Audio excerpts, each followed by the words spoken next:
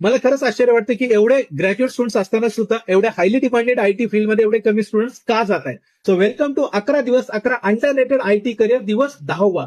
एखादा ऍप जेव्हा आधी आपण वापरतो आणि त्यावेळेस असं म्हणतो की किती सोपं आणि सुंदर ऍप आहे, तर त्या मागे काम असतं एका युआय युएक्स डिझायनरचं. गेल्या काही वर्षामध्ये भारतात युआय युएक्स डिझायनरची जी डिमांड आहे ती जवळपास 300% वाढलेली आहे.